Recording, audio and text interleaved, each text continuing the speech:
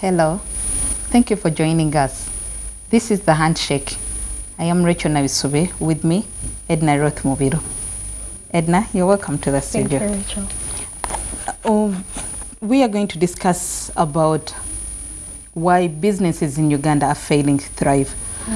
Recently, the PricewaterhouseCoopers released a report about family businesses failing to thrive during the third generation. Yes.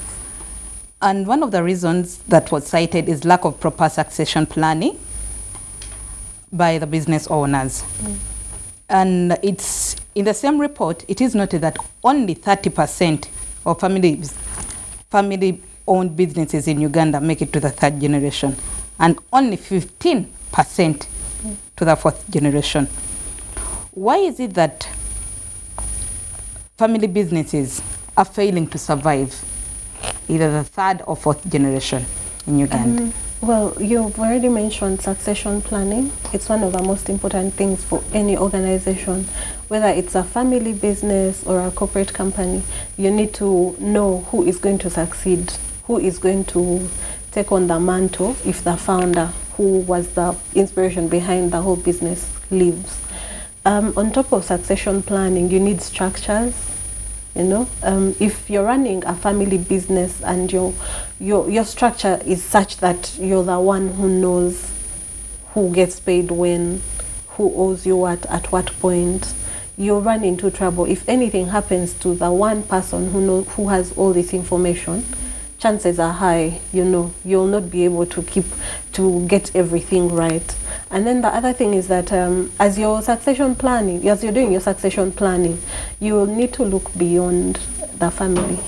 You know, it could be a family business and you retain shareholding as a family, but then you let people who are able to run this business run it. If, for example, there's a family that makes shoes, you know, but the eldest child is not interested in shoes, he wants to go and build computers. Then all the other children have other interests. You need to get in people that will be able to run this as a business, retaining shareholding as a family. So you have people running the operations, but you have ownership.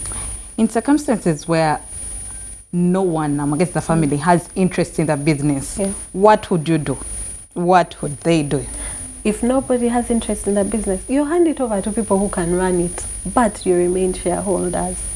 You see, so essentially it remains part owned by Nabisubi and family, but you have the people who are running things. You probably give them a small shareholding, they get paid, they get gratuity. They are your employees running your business on your behalf. Should the shareholders know some of their limits? I might know, yes, Nabisubi has shares in the company, in the family business. Must I come every day and withdraw money from the company? No, you don't run a business. Who should restrict me? I mean, what should be the procedures for any family business to thrive, and what should be my limits as a shareholder? I'd mentioned structures. You know, you have to have the people who are handling the money, the people who are managing the books. You've got your accountants, you've got your human resource managers, you've got your MD who is making decisions and looking forward and making decisions to propel the company forward. You know, you cannot run it like your small grocery shop. Even the grocery shop, you're not allowed to touch the money. Stay out of that deal. Have people that manage that. And then what you get paid from your shareholding is what is yours. Otherwise, this company it's not like you're running. It doesn't belong to you. It doesn't belong to me. It belongs to you. You just don't dip into that deal at whatever point you want. Okay. What are some of the avenues that these businesses need to adopt to help them thrive to the fourth generation, fifth, and forever? It goes back to structure, really. For example, let's look at the New Vision. The New Vision has been here decades, and it's only because there are structures to run this company. You know, if it was being run, you know, by people who are picking money left, right, and center, you walk into accounts and you get money, don't account for it, you'll get into trouble. All you have to do is make sure that, one, you have your corporate governance structure in place, And corporate governance encompasses everything: how you run the company, how you manage your people. Are you doing right back to the society that in which you operate? So if you can get corporate governance to be the center of your operation, and if you can get all the structures right, you're going to have a machine. It becomes a well-oiled machine, you know. It keeps running. Everything is in place. It will just keep running. And, you know, before you know it, 4th generation, and then 5th, and then...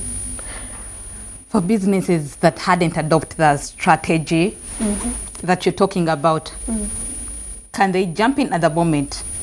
Right now, I think we have enough expertise to help you, to advise you on how to structure your company. We've got the legal guys, we've got the accounting people, we have we've got the people with the expertise within our economy, within Uganda has all the expertise we need to set up a company that can thrive.